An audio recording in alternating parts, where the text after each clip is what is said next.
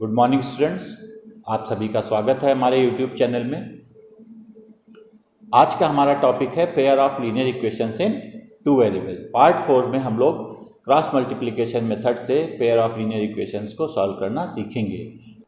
Method को समझाने के लिए दो इक्वेशंस को ले लेते हैं जो कि अपने जनरल फॉर्म में है, यानी a1x plus b1y plus c1 equals to 0 और second one is a2x plus b2y plus c2 equals to 0।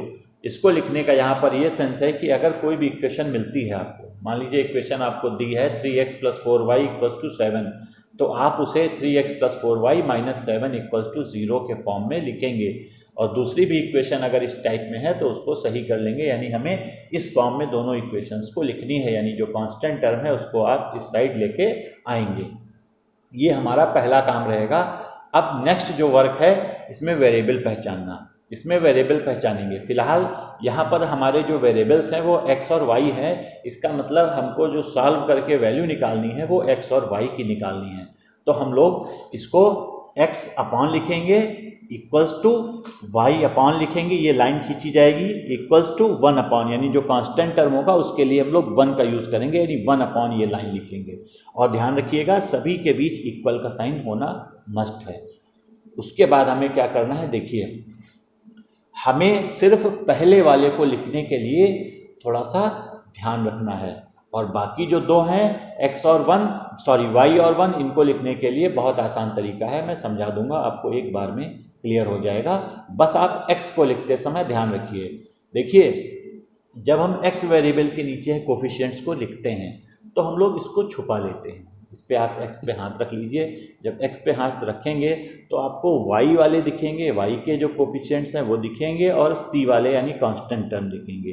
अब आपको y के पास दिख रहा है b1 और b2, और ये वाला c1 और c2। हमने b1 और b2 लिखा, c1 और c2 लिखा, आपका काम खत्म। आपने दो कोफिशिएंट्स लिख लिए, b1 b2 c1 c2। अब इसमें तीसरा कोफिशिएंट जो बचा है उस पर ध्यान देना है, और तीसरा कोफिशिएंट हमारा कौन सा बचा है, वो बचा है a1 और a2। अब देखिए हम इसके नीचे क्या लिखेंगे, उसका सबसे पहले आप ये ध्यान रखिएगा कि जब c1 अपॉन c2 आप लिख दिए तो c1 अपॉन c2 को आप रिपीट करेंगे। जब c1 और c2 रिपीट हो जाएगा तो हमारा जो यूज़ नहीं हुआ है, हमने यूज़ किसको नहीं किया है, a1 और a2 को यूज़ नहीं किया है, हमने a1 और a2 को यहाँ पर लिख दिया। जब a1 a2 लिख गया तो फिर उसको रिपीट किए, हमने यहाँ पर a1 a2 लिखा, और जब बचा उसके लिए जो सबसे पहले हमने कोफिशिएंट इस्तेमाल किए थे, यानी b1 और b2 जो यूज़ किए थे उसको हम लास्ट में पुट कर देंगे, यानी b1 और b2 को यहाँ पे रख देंगे। ये हमारा इनको लिखने का तरीका होता है। एक बार हम फिर से समझा रहे हैं इस चीज़ को। सबसे पहले हमने यहाँ पर हाथ रखा, b1 b2 c1 c2 note किया, हाथ हटा लिया, माइंड में हमने रखा कि अब बचा क्या है, a1 a2 बचा है। अब c1 c2 को रिपीट करेंगे, उसके बाद जो बचा हुआ है a1 a2 को लिखेंगे, उसके बाद इसको फिर से रिपीट करके, और जो सबसे पहले कोफिशिएंट्स लिखे थे उसको हम लास्ट में उठा के रख देंगे, उसको हमने लास्ट में लिख दिया। तो ये हमारा लिखने का तरीका है। सेकंड हम लोग काम ऊपर से नीचे एरो इस टाइप से तीनों कोफिशिएंट्स में लगा लिए, यानी एरो जो है यहाँ से डायगनली इस टाइप से, ध्यान रखिएगा एरो उल्टा न लग जाए। उसके बाद हमें क्या करना है, x अपॉन लिखना है, इक्वल्स टू y अपॉन लिखना है, इक्वल्स टू 1 अपॉन लिख देना है। और उसके बाद फिर हम लोग इसको मल्टीप्लाई करते हैं, b1 और c2 को मल्टीप्लाई किया, ये आया, बीच में माइनस का साइन लगा, इसको मल्टीप्लाई किया, आया b2 c1। फिर y अपॉन, इसको इससे मल्टीप्लाई किया, आया हमारा a2 c1, माइनस इसको इससे मल्टीप्लाई करेंगे तो a1 c2 आएगा, हमने a1 c2 लिखा। उसके बाद इसको मल्टीप्लाई किए तो a1 b2 आया, माइनस इसको इससे करेंगे तो a2 b1, यानी ये मल्टीप्लाई होगा माइनस ये मल्टीप्लाई, बीच में माइनस रखना है, इंटू ये मल्टीप्लाई, बीच में माइनस रखना है, इंटू ये मल्टीप्लाई। सीक्वेंस का ध्यान रखना, सीक्वेंस कभी उल्टा ना हो जाए, यानी इस टाइप से और इस टाइप से ही मल्टीप्लाई होगा, और कोई तरीका आप अप्लाई मत करिएगा। अब हमें क्या करना है, देखिए ये तीनों इक्वल हैं, यानी this equals to this equal to this, यानी सभी जो है तीनों यहाँ पे टर्म जो है वो आपस में बराबर हैं। हम क्या करेंगे, जब x की वैल्यू निकालनी होगी, क्योंकि ये कांस्टेंट टर्म है, इसमें कोई भी वेरिएबल नहीं होगा, इसमें x वेरिएबल होगा, तो जब x की वैल्यू निकालनी हो तो इसको और इसको बराबर करिएगा। एक बार आप सॉल्व कर लेंगे, x की वैल्यू आ जाएगी, उसके बाद इसको और इसको बराबर करेंगे, सॉल्व करेंगे, आपको y की वैल्यू मिल जाएगी। तो ये जो तरीका था, it is the general form to solve the equation by cross multiplication method. अब हम एक एग्जाम्पल को लेके इसको समझाने की कोशिश करते हैं। यहाँ पर हमने लिया है 3x - 4y = 7 and 5x + 2y = 3। अब इसके लिए हमने क्या किया, जो c वाला टर्म था उसको इधर करके लिखा, यानी 3x - 4y = -7 and -7 = 0 and 5x + 2y - 3 = 0। ये हमारी दोनों इक्वेशन हो गई। c वाला जरूर इधर लिखिएगा, नहीं तो फिर गड़बड़ हो जाएगा। उसके बाद हम क्या करेंगे, x अपॉन लाइन खींचा equal to y upon line खींचा बराबर 1 अपॉन लाइन खींचा, क्योंकि यहाँ पर x और y वेरिएबल हैं, इसलिए x बटे y बटे और 1 इज द कांस्टेंट टर्म। इसको हम लोग इस टाइप से लिखेंगे। अब हमारा अगला वर्क क्या होगा, इसके नीचे के कोफिशिएंट्स लिखना। तो हम सबसे पहले x वाला लिखेंगे, इसको ढकेंगे। जो भी कोफिशिएंट उठाइएगा साइन के साथ उठाइएगा, ये ध्यान रखना है हमें। तो यहाँ पे -4 + 2 -7 -3 हमने नोट कर दिया, -4 + 2 -7 -3। अब y का लिखने के लिए कोई बहुत बड़ी बात नहीं है, इसको हम रिपीट कर देंगे, -7 -3 रिपीट किए, और जो बचा क्या बचा था, x वाला, यानी 3 और 5 को हमने नोट कर दिया। 3 और 5 को नोट किया, उसको रिपीट करेंगे, और लास्ट में जो सबसे पहले लिखा था उसको हमने सबसे आखिरी में लिख दिया। फिर से समझिए इस चीज को, यहाँ पे हाथ रखा, -4 2 -7 3, उसके बाद इसको रिपीट किया, उसके बाद जो बचा था 3 और 5 उसको लिखा, उसको रिपीट किया, और जो सबसे पहले था उसको उठा के हमने लास्ट में लिख दिया। इस तरीके से हम लोग सारे कोफिशिएंट्स को अरेंज कर लेते हैं। उसके बाद एरो लगाएंगे, ये और ये और ये, इस टाइप से एरो लगाएंगे, क्योंकि हमको इसी सीक्वेंस से मल्टीप्लाई करना है। यानी पहले इसको मल्टीप्लाई करेंगे, माइनस इसको, उसके बाद इसको, माइनस इसको। अब देखिए यहाँ पे बहुत सारे प्लस माइनस हैं, तो इसमें गलती ना होने पाए इसके लिए हम लोग इसको इस टाइप में पहले से ही लिख लेते हैं। अगर हम इसको इस टाइप से लिख लेंगे, हमारा कभी भी आंसर गलत नहीं होगा। ध्यान रखिएगा कैसे लिखेंगे, x अपॉन नीचे लिखा, ये 2 ब्रैकेट लगाए, बीच में माइनस कर लिया, इस टाइप से हमने लिख लिया, यानी बीच बीच में माइनस हम पहले से ही लगा लिए। अब हमें माइनस लगाने की जरूरत नहीं पड़ेगी। इसको इससे मल्टीप्लाई करिए, -4 × -3 कितना आया, 12। इसको इससे करिए माइनस का 14, इसको इससे करिए माइनस का 35, इसको इससे करिए माइनस का 9, इसको इससे करिए 6, इसको इससे करिए माइनस का 20। अब जो बचा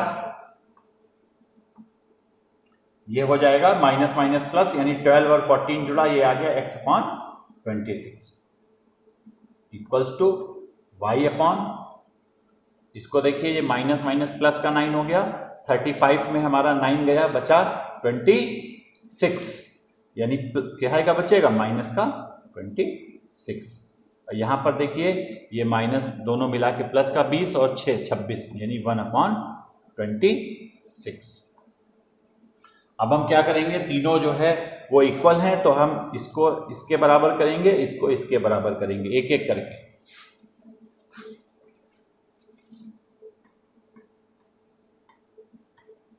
x upon 26 equals to y upon equals to 1 upon 26। ये चीज कैंसिल हो गई, यानी x इक्वल्स टू 1। और दूसरा इसको इक्वल करेंगे,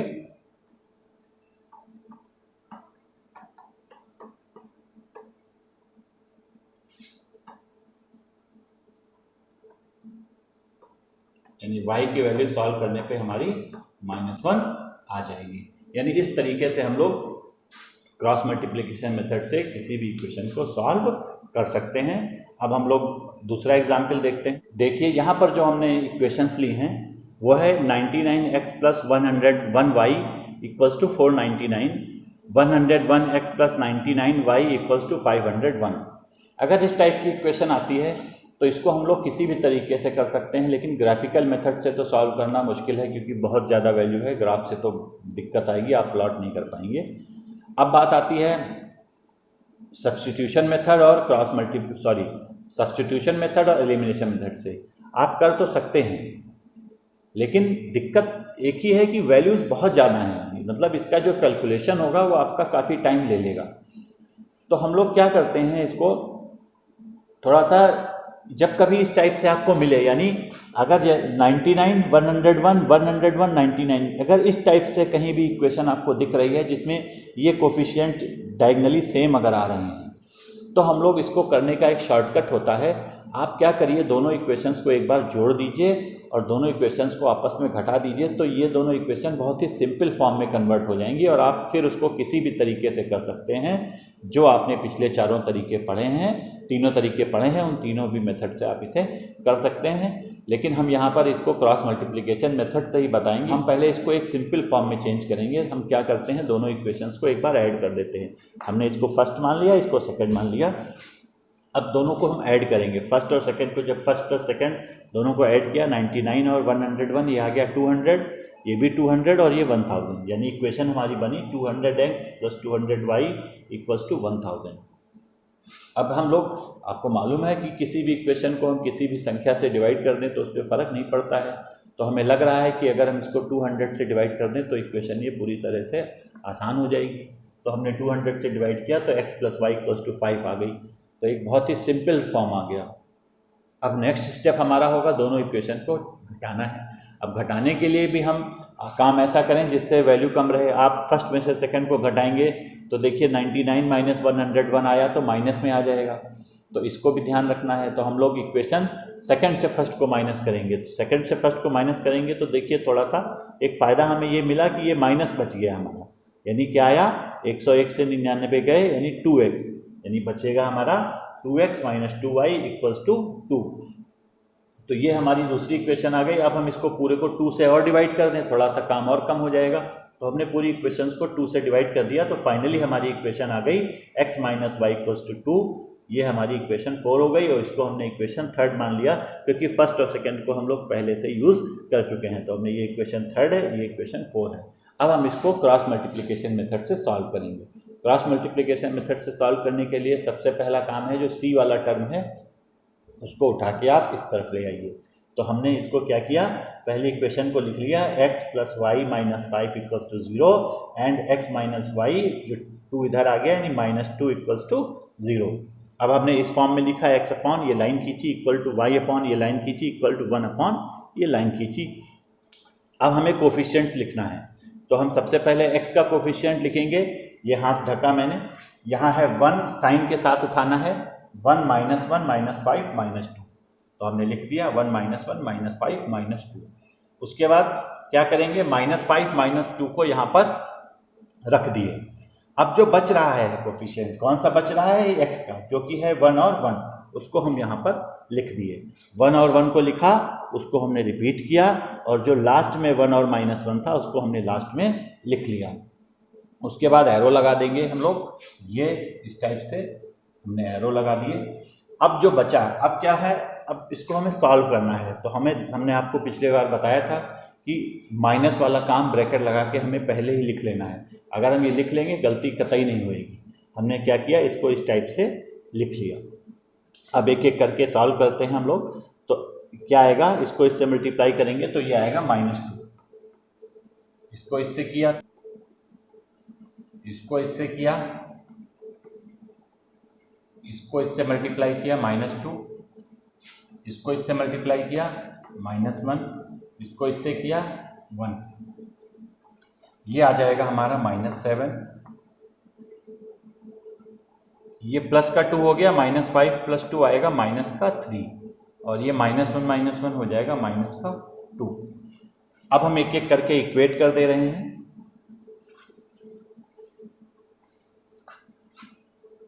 सबसे पहले x upon -7 equals to 1 upon -2 करेंगे, सॉल्व करेंगे तो x इक्वल टू आ जाएगा 7/2। ऐसे ही अब हमें क्या करना है, y अपॉन -3 इक्वल्स टू 1/-2 करना है। जब इसको सॉल्व करेंगे तो y इक्वल्स टू आ जाएगा 3/2। यानी इस टाइप से हम लोग इस इक्वेशंस को सॉल्व कर लेंगे। तो देखिए कितनी कॉम्प्लिकेटेड इक्वेशन थी, लेकिन इसको हमने बहुत ही सिंपल तरीके से हल कर लिया। अगर हम इस तरीके से पूरा हल करते तो आपको काफ़ी समय लगता। तो समय बचाने के लिए हम लोग इस टाइप से इस सवाल को सॉल्व कर लेते हैं। अब हम नेक्स्ट एग्जाम्पल को देखिए यहाँ पर इक्वेशन दे रखी है आपको ax plus b y equals to a minus b and bx minus a y equals to a plus b. तो यहाँ पर भी वही केस है, c जो है उस साइड लिखा है। तो जब कभी देखिएगा जैसे a माइनस बी लिखा है तो कोशिश करना कि इसको ब्रैकेट में ला के इधर लाइएगा, सॉल्व करने की कोशिश मत करिएगा। आप जैसा लिखा है वैसा सेम टू सेम लाएंगे और उसे ब्रैकेट में माइनस साइन के साथ इधर लिख देंगे। तो हम इसको थोड़ा सा सॉल्व करके लिखते हैं। हमने इसको लिखा ax plus b y minus a minus b equals to 0, bx minus a y minus a plus b equals to 0। हमने लिखा x अपॉन लाइन खींची equals to y upon line खींची इक्वल्स टू 1 अपॉन लाइन खींची। ध्यान रखिएगा ये तीनों लाइनें और इक्वल का साइन बिल्कुल एक स्ट्रेट लाइन में होना चाहिए, नहीं तो ऑड लगेगा देखने में। अब हम इसके नीचे के कोफिशिएंट्स लिखते हैं। x अपॉन x के नीचे कोफिशिएंट लिखना है, यहाँ पे हाथ रखेंगे। हमारा जो बचा b और a minus a minus b minus a plus b, तो हमने b और माइनस ए को लिखा और दूसरा है minus a minus b minus a plus B. Sign का ध्यान रखिएगा, साइन नहीं छूटना चाहिए। उसके बाद ये वाला हमने रिपीट कर दिया बिल्कुल जैसा था। बचा क्या था हमारा a और b बचा था, हमने a और b को नोट किया, इसको लिख दिया।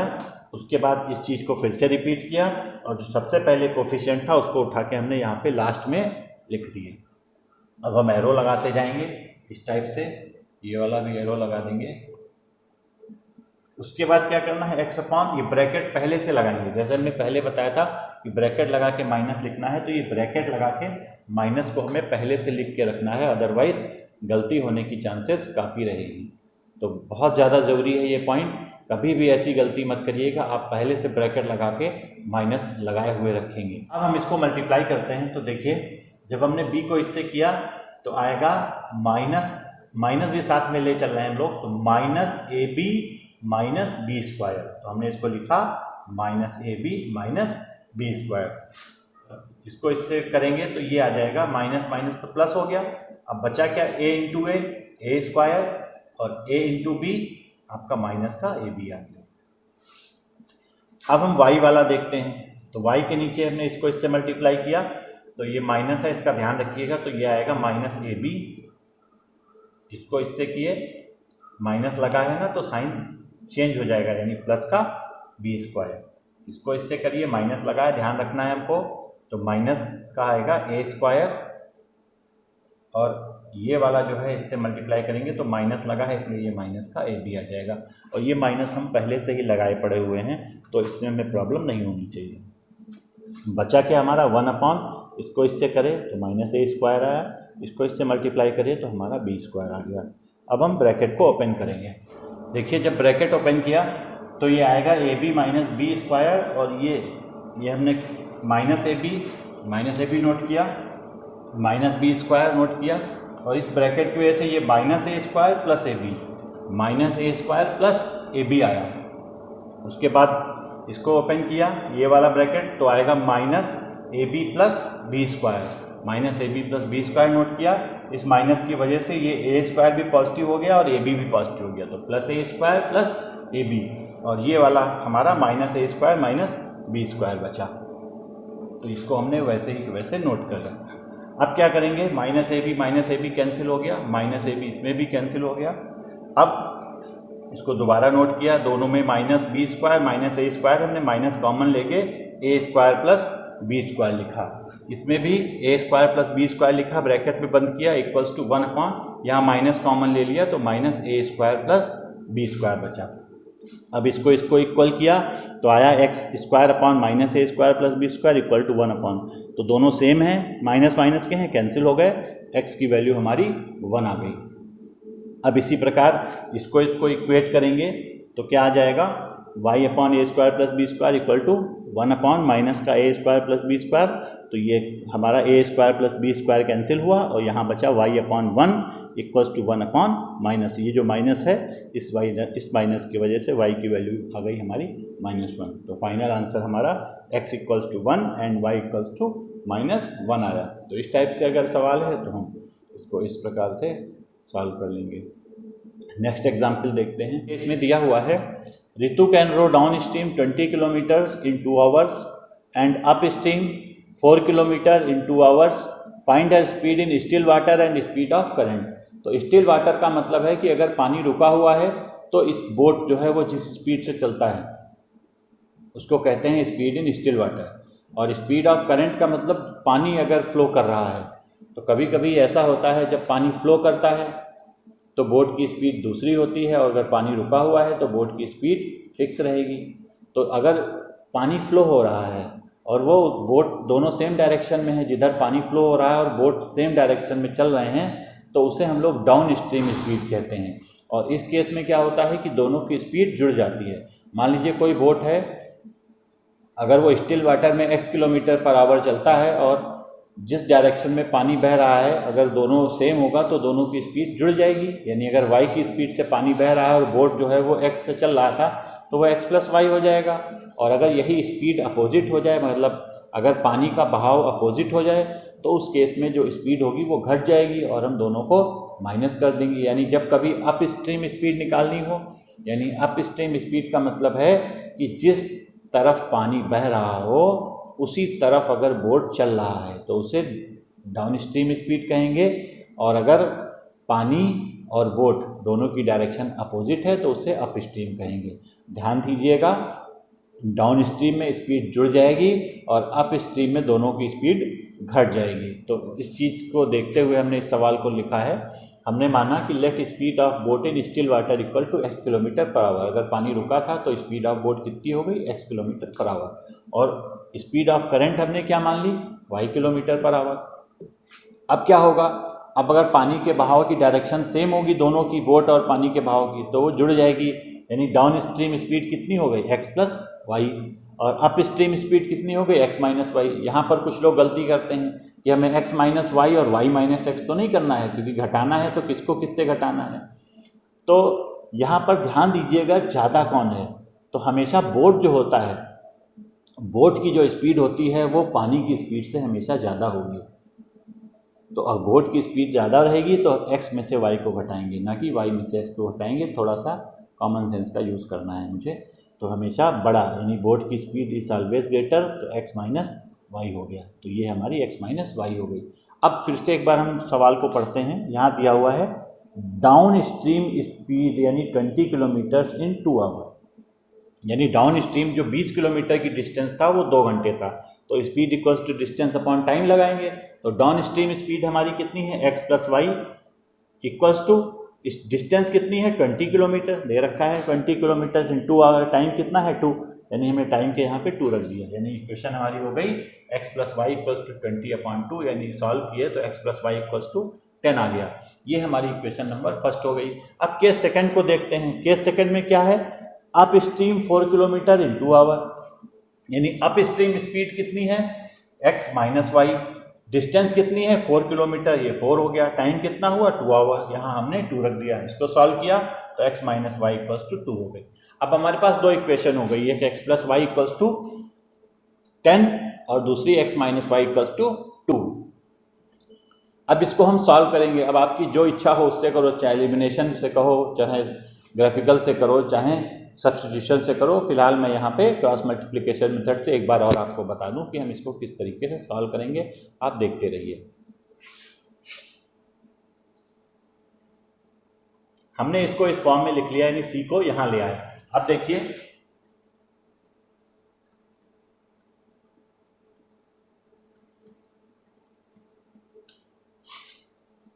इस टाइप से लिख लिया, यहां पे हाथ रखा,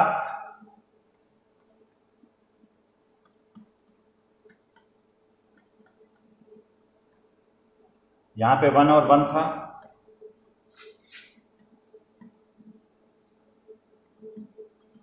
इस टाइप से एरो लगा लेंगे।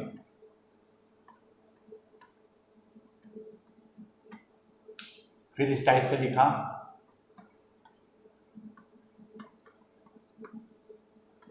ब्रैकेट लगा लिए,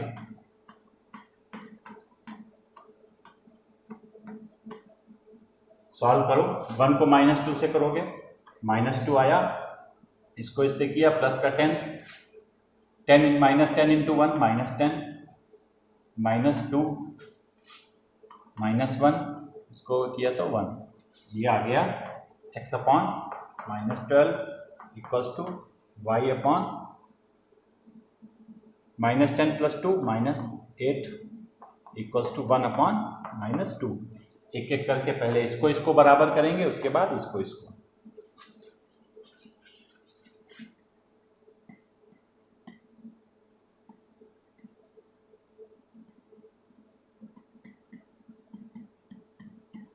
क्रॉस मल्टीप्लाई किया, -2x इक्वल टू -12 यानी x इक्वल टू 6। दूसरा देखिए,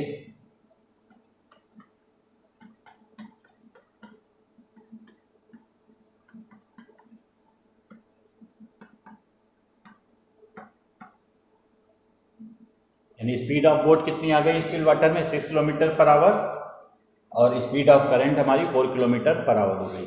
तो इस प्रकार हम इक्वेशन को सॉल्व कर लेंगे। अगर ये चैप्टर आपको समझ में आया हो तो इस चैनल को एक बार लाइक और सब्सक्राइब जरूर कीजिएगा। धन्यवाद।